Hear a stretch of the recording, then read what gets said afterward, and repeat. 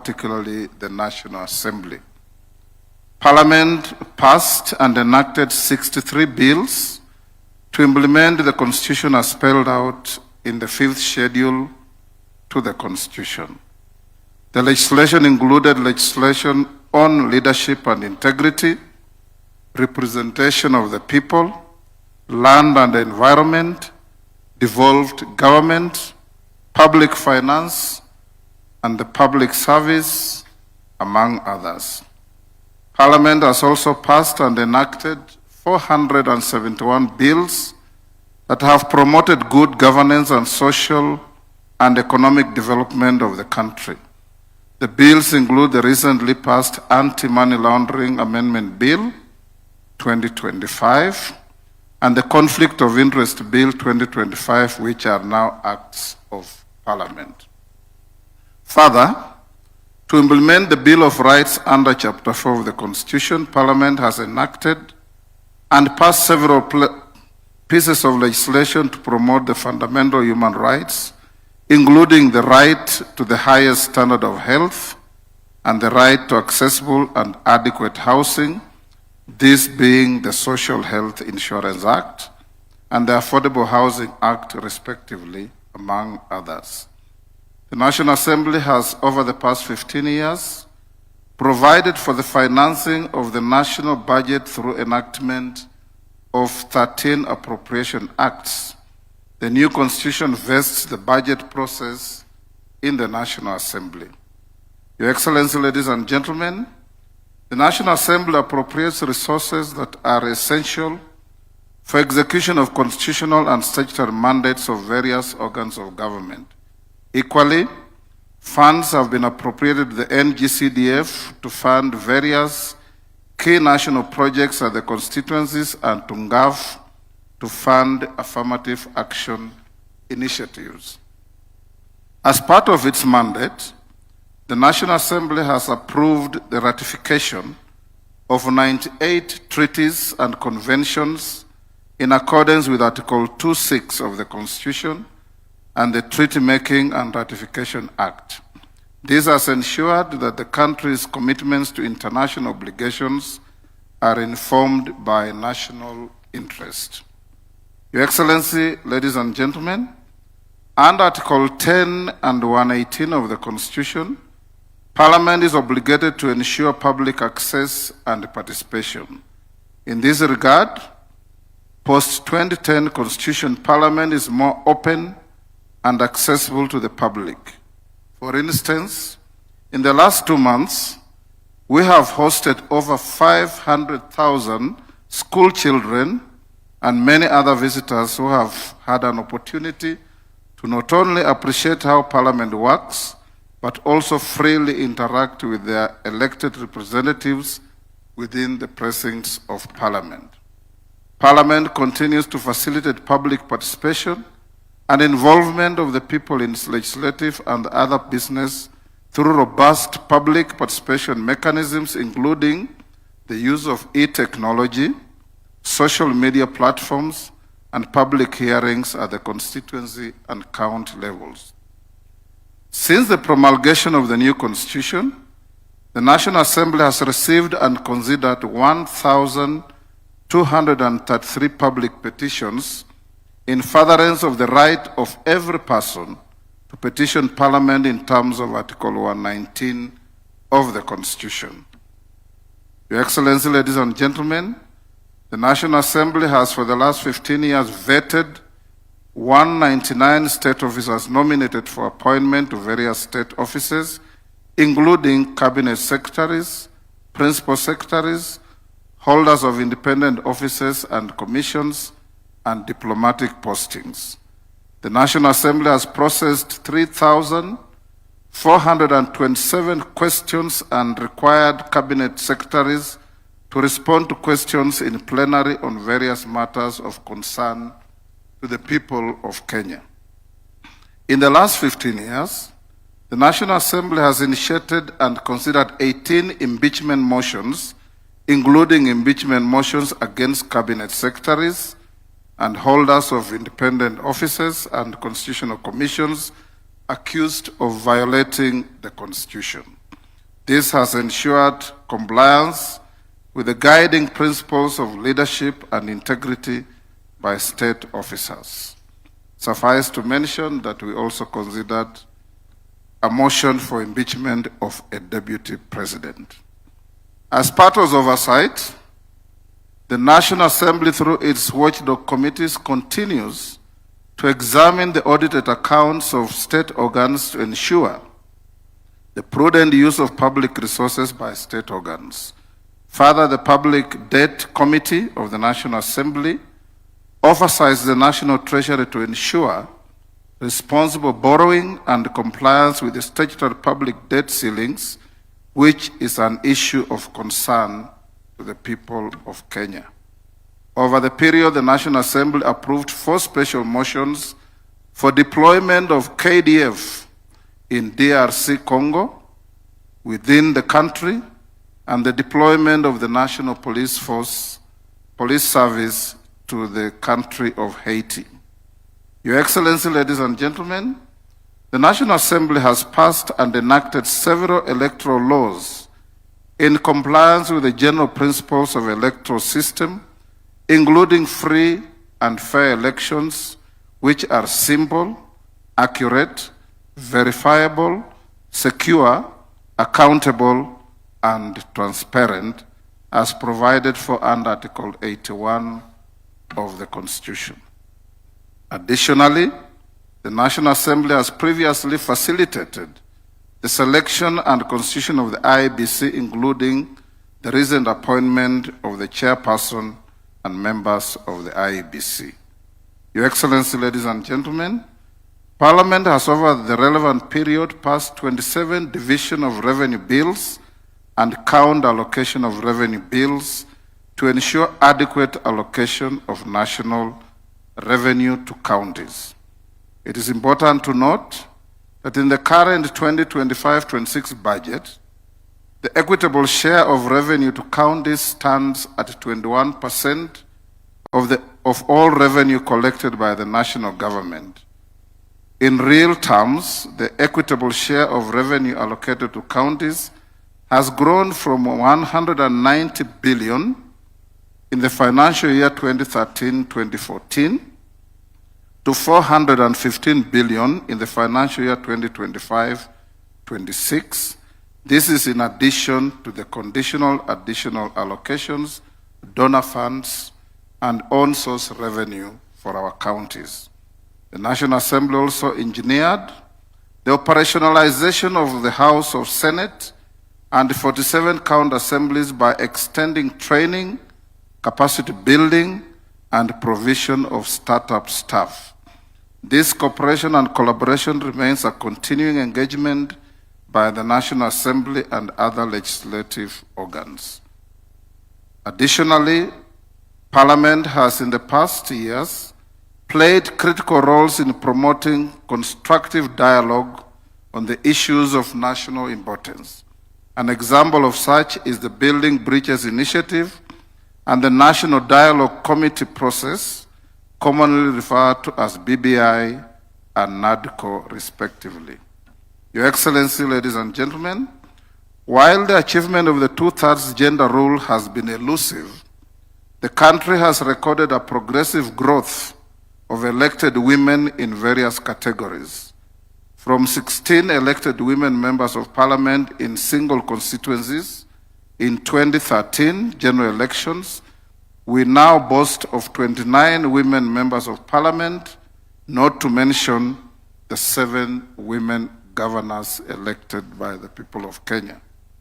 We have also recorded a significant number of elected youth to the National Assembly, which stands at 46 in the current National Assembly. Similar impressive numbers have been recorded in all our 47 counties. The Constitution 2010 led to the establishment of a bicameral legislature and increased members from 224 to 418. To this end, Parliament has undergone several structural developments to cater for the increased membership, including construction of the office complex, namely the Bunge Tower, and other attendant facilities. Your Excellency, ladies and gentlemen, from the foregoing, Parliament has indeed made great strides and achieved key milestones in facilitating the realization of the aspirations of the people of Kenya under the new Constitution.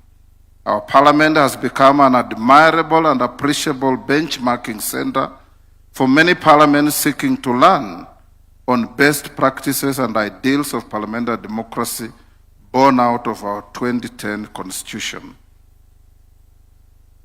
Going to the future, Your Excellency, it is necessary to enact a clear law that deals with the issue of public participation. The Attorney General, cooperating with Parliament, has a draft bill that is before the House, which is now being harmonized by the House Committee with two other bills that were drafted by individual members so that we can simplify and make public participation user-friendly, cost-effective to avoid unnecessary and unhelpful duplex processes. On this particular matter, I have had discussions with Her Ladyship, the Chief Justice. I can give an example. We had a bill called the Sugar Bill. It started from the National Assembly, went through public participation, using public resources. Members of the National Assembly went all around the country to get bills, to get views from members of the public who will consume the product. We finish the bill, pass it on to the Senate. They start again the same round of public participation, going to meet the same people, pick the same views, spend the same resources from the same envelope, and if we don't do that, some Kenyan goes to court and the court say there was not adequate public participation. This is the reason why it is so important that we must have this law passed as quickly as possible, and I promise Kenyans that within the first 1 month of our resume from recess on 23rd September, this bill will be ready for presentation to the President for assent. In conclusion, the Constitution being a living and dynamic document, it is our considered view that it is desirable, and this has been alluded to by Professor Makau, the Attorney General, and somebody else, that we have a continuous candid conversation on the 2010 Constitution to be able to evaluate what is working, what has worked efficiently, and what is not working or what is excessive in the Constitution. Such exercise would help our country to continue with our journey to achieving a near-perfect Constitution for our country. Ladies and gentlemen, Your Excellency, with those remarks, it is my singular honor and pride on behalf of the Parliamentary Service Commission and the National Assembly to join Your Excellency, leaders present, and compatriots in celebrating this milestone in our constitutional history. You may wonder why my brother, the Speaker of the Senate, is not here. He is sitting in the Senate, presiding over one of the creations of this Constitution, having a process of impeachment of a governor before the House. And this is the beauty of this Constitution, that if you are impeached at the county, you still have an appellate structure at the Senate for your case to be heard. And you still have an appellate structure to go to the courts to challenge whatever we do. This Constitution is wonderful, this Constitution is great, but it will be as great as we adhere to its ideals, to its principles, and its implementation. May God protect our country. May God make us more conscious of our rights, and may God make Kenyans understand and appreciate that we must be each other's keeper in protecting our country. Thank you.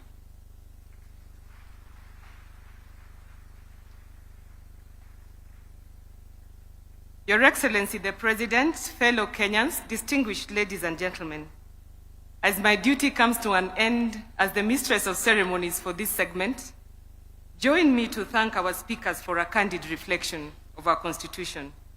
The Chair of the Constitutional Commissions and Independent Officers, the Honorable the Chief Justice, the Speaker of the National Assembly, and to our artists who remind us that the Constitution also lives through culture and community.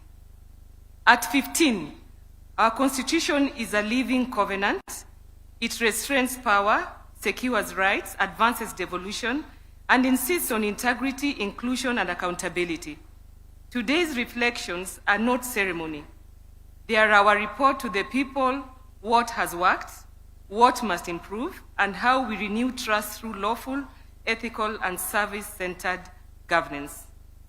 As the Attorney General, my office's duty is straightforward: to uphold the constitutionality in executive action, to steward sound legislation through clear drafting and rigorous review, to defend the public interest in our courts, and to facilitate principled cooperation among institutions while respecting their independence. When each arm performs its mandate and does so within the law, the promise of Katiba becomes the practice of everyday life. Allow me to echo the words of the former UN Secretary General Kofi Annan: a constitution is only as strong as the will of those who live by it. Today, we are called to renew that will, to make the Constitution a living covenant, not just a historical document. With gratitude for your attentiveness, it is now my honor to invite His Excellency, Dr. Musalia Mudavadi, EGH, Prime Cabinet Secretary, to address us and thereafter introduce His Excellency Professor Kithure Kindiki, EGH, Deputy President of the Republic of Kenya. Thank you for the pleasure of your company. Thank you.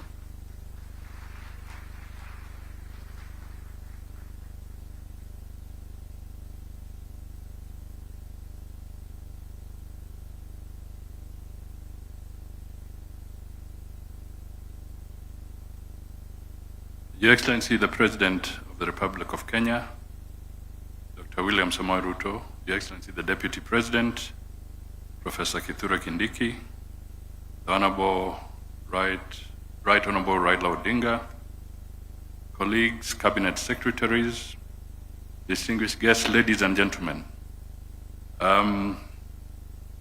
Your Excellency, let me join the long list of those who have congratulated you for this very important proclamation you have made in declaring this day an annual observance to renew our nationalism and commit to the ideals that bind us as one nation. I trust it will also be a good signal to the Ministry of Education to reintroduce civics as a fundamental subject in our educational institutions. Today, Kenya joins our over 60 countries globally that have designated and commemorate National Constitution Days.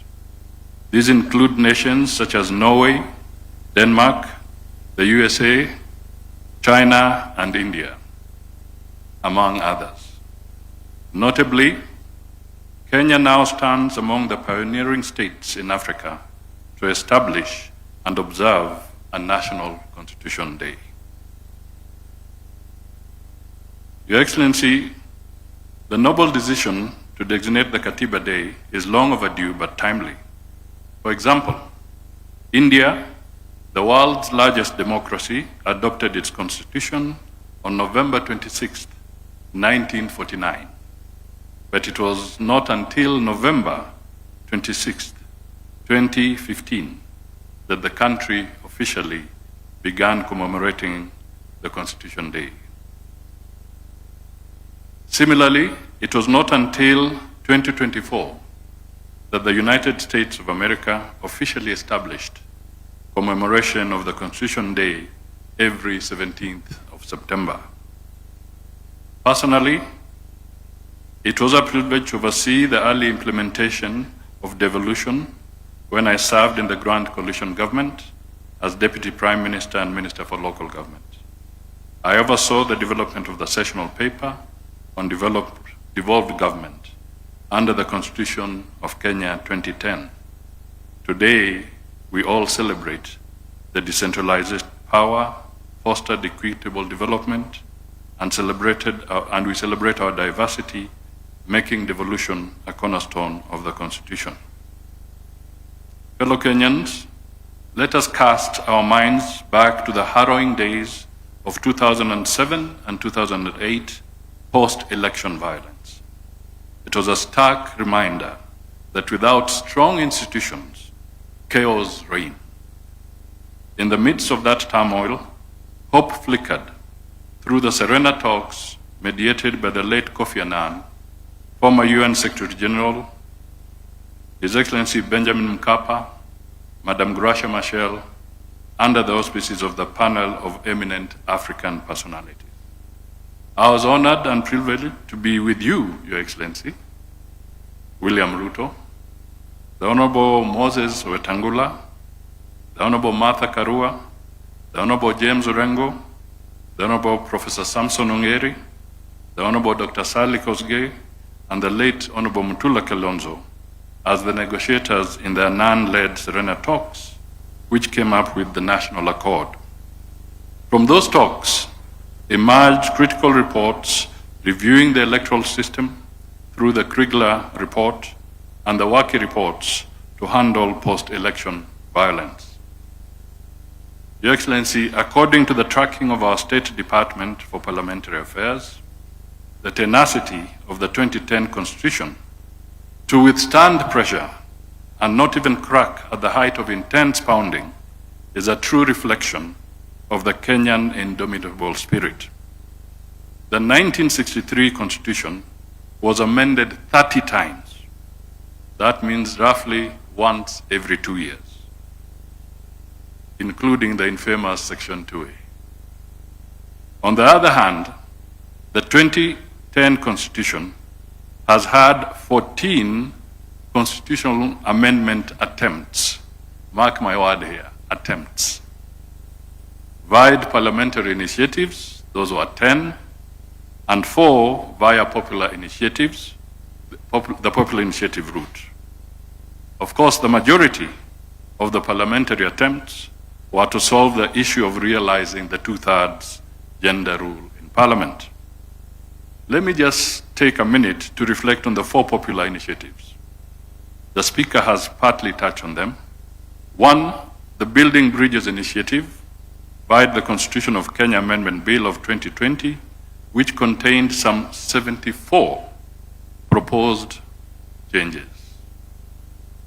Then came the Okoa Kenya initiative, spearheaded by the CORD coalition around 2015, which sought electoral reforms, changes to the structure of the IEBC, and increasing funding to counties under Article 203. Third, there was the Okoa Uchumi initiative in 2016, led by a civil society coalition aimed at physical reforms by amending provisions on public finance management. Lastly, there was the Punguza Muzigo Bill of 2019, sponsored by Ukuru Akot and the Third Way Alliance, which proposed far-reaching changes, including reducing the number of members of parliament, abolishing nominated seats, strengthening county governments, and altering the presidential term limits. Having looked at those, let me also pose a few rhetorical questions. Is it impossible to amend the 2010 Constitution? Or did the attempts not meet the constitutional threshold to amend? Or is it the Constitution resisting amendments for want of procedure? Finally, does it also mean that this Constitution does not pander to political fiat?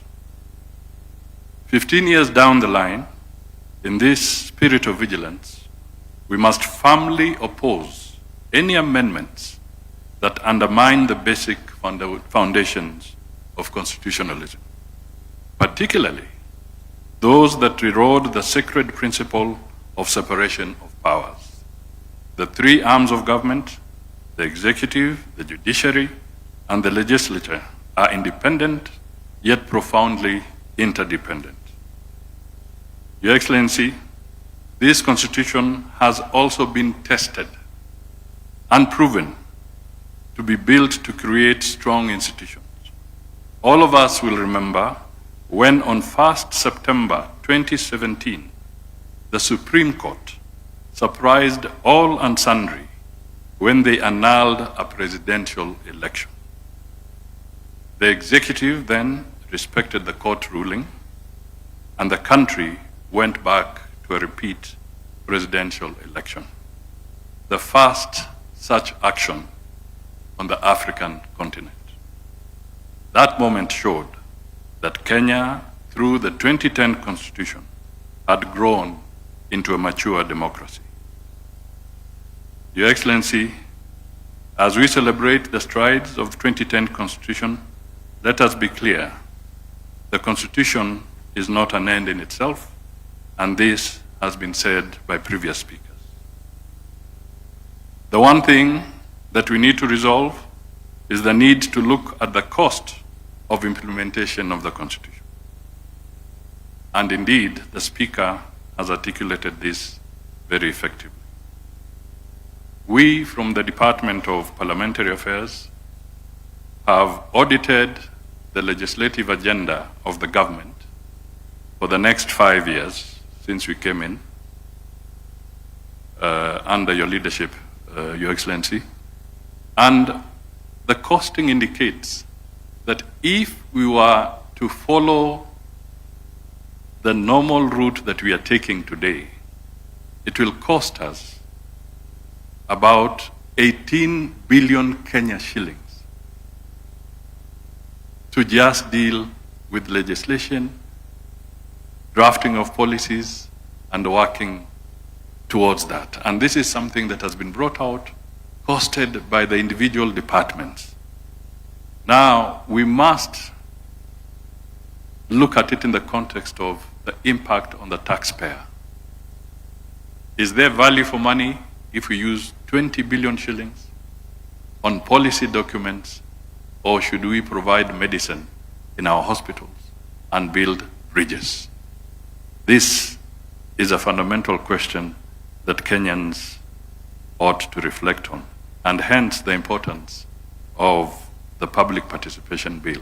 We cannot have multiple layers of public participation on the same issue, from the executive to the parliament to the county governments to the technocrats, multiple layers on the same issue. That, in my view, is robbing the Kenyans. We need to look at it carefully. Finally, Your Excellency, having said all this, I was very careful. I came with written remarks because on matters constitution, you don't want to be misquoted. But let me end by once again saluting Kenyans for the 2010 Constitution and really reiterating that this is a foundation of our legacy as a stable democracy, and through a stable constitution, stable democracy, we shall attract more investment and create better opportunities for our Kenyan people. It is now my duty, Your Excellency, to invite His Excellency the Deputy President to come back to the podium so that he can navigate us to the final stage with you. I just want to tease him a little bit as he comes. I saw in the program, Your Excellency, the song, My Land is Kenya, and I was waiting for it because the writer and composer of that song was a gentleman who went to Nairobi School, and he was born in Kenya. He was called Roger Whittaker. And this gentleman went to Lenana. Mr. Deputy President, it's your turn.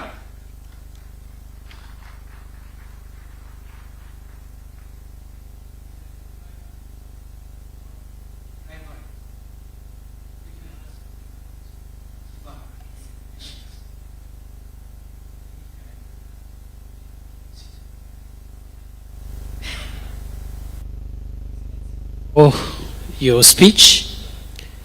We have in our midst a statesman, an elder statesman, Prime Minister Raila Odinga, who has done a lot for this country. It's only fair that we recognize him and ask him to say jambo. Karibu, Prime Minister, Your Excellency.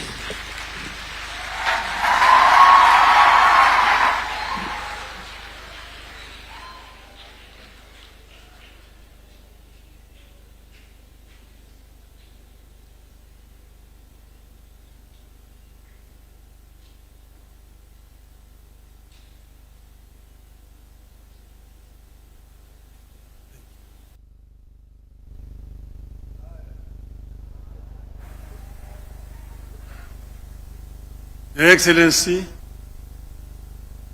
distinguished guests, ladies and gentlemen, all protocols observed.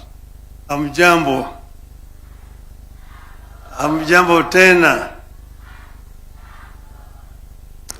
I was telling His Excellency there that you should have started this meeting at 9 o'clock in the morning.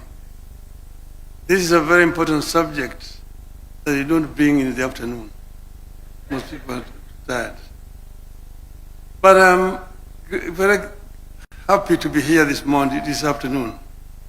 And let me begin by saluting the people of Kenya who braved a painful struggle, not only to give themselves a new constitution, but also to make the word constitution a popular and a valid subject for discussion in our country.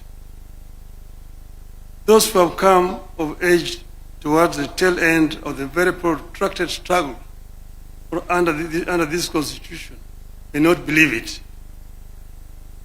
But there was a time when being perceived to be harboring thoughts about a new constitution landed people in jail.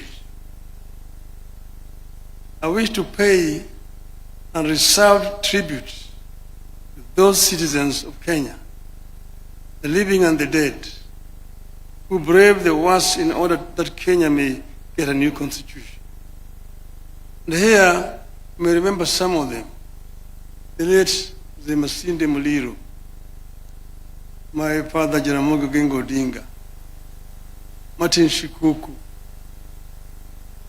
George Ndenge, Ahmed Bamariz, Philip Gachoka, and then my other teams, the Young Turks, Paul Mwite, James Orengo, Professor Nyang' Nyong'o, Jua Ger, Toby Manyara, Kitui. And then members of my parliamentary select committee who started the serious process of making a new constitution. One of them, His Excellency the President here. The other one, the son of Anna, the Prime Cabinet Secretary. The other one, Kalonzo Musyoka, Noah Katanangala, the late George Anyona, Martha Karua, those others there. I want to congratulate all of them. There's so many other Kenyans who made it possible for us to have a new constitution. With the proclamation, I want to first say that I want to thank the government and the president for proclamation that has made this day a Katiba Day possible now and into the future. With the proclamation, you have transitioned from fearing to celebrating a constitution. It is my belief that this annual Constitution Day will be an avenue for a robust take on our constitution, what works and what is failing. That was never allowed in the past. I want to encourage Kenyans to engage with this new development now and into the future in the interest of our nation. I'm being very deliberate here in my reference to the nation.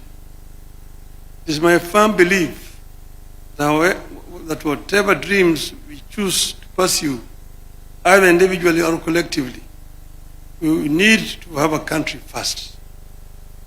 We must preserve the territory known as the Republic of Kenya first.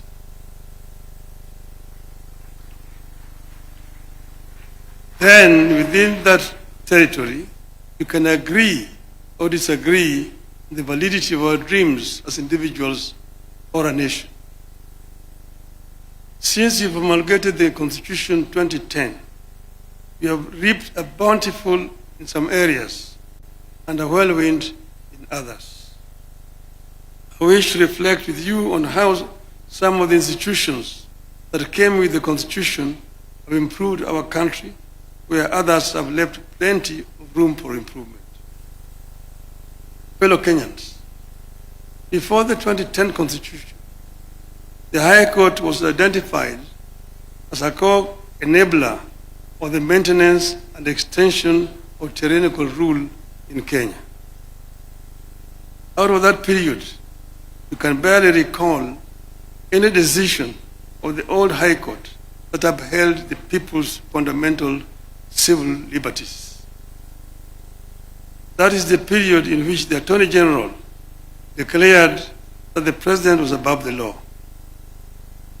And I hope that my sister here will not follow suit.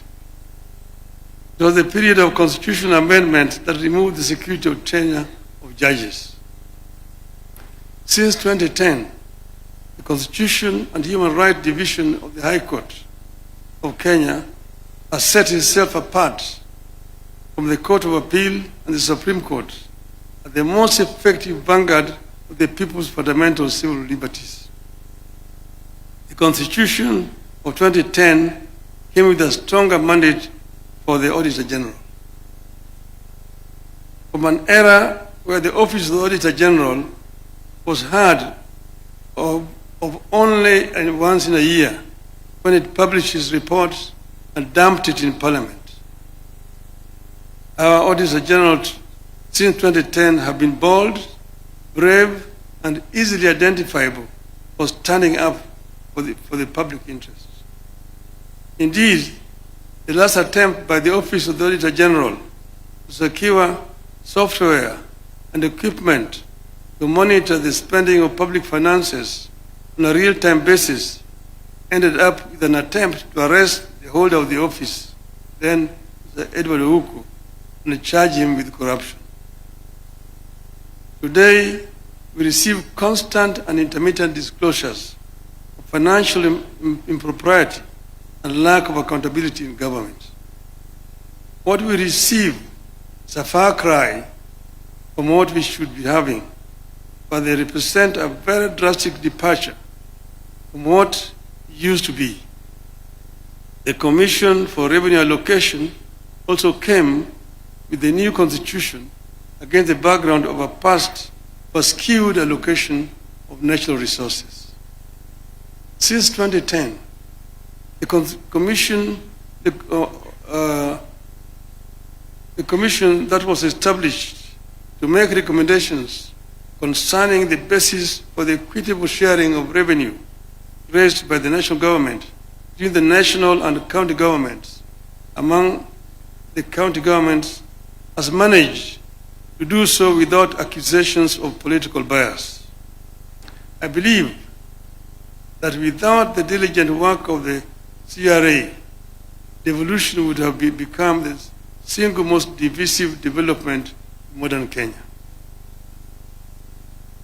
Ladies and gentlemen, some of the institutions of the 2010 Constitution have let the country down, of course, in my estimation.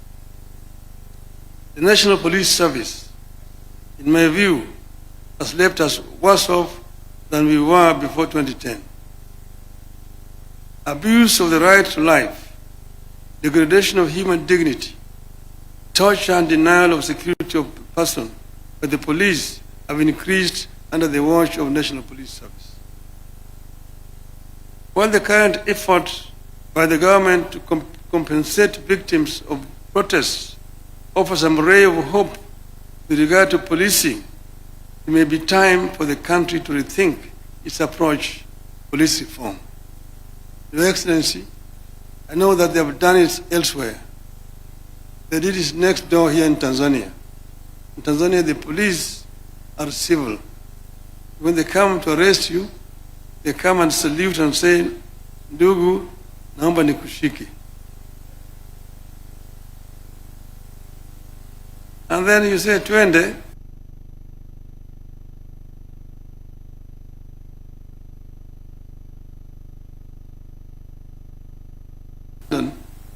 You go to the cop. They call the Bobby. "Excuse me, could you show me the road to Trafalgar Square?" "Oh yes, Trafalgar Square, yes. Walk straight on. Turn to the left.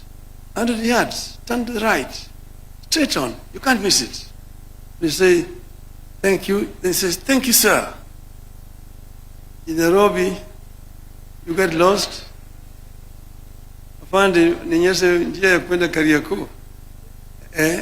Umepotea? Ndio. Wapi kitambulisho? "Oh, sikubeba kitambulisho, niliwacha nyumbani." "Una kitambulisho?" Bingo. In the cells. Tomorrow you are in court, loitering with the intention to commit a felony. We need to change this. The Independent Electoral and Boundaries Commission equally stands out as an institution that has made no progress securing for Kenyans what they sought. The same issues that Kenyans faced in 1992 when it held its first multi-party elections still hound us. Let us hope that the new electoral commission that we put in place is going to make a difference. Confidence in the commission remains extremely low. Election officials and the processes remain some of the most distrusted and divisive in Kenya. Our elections are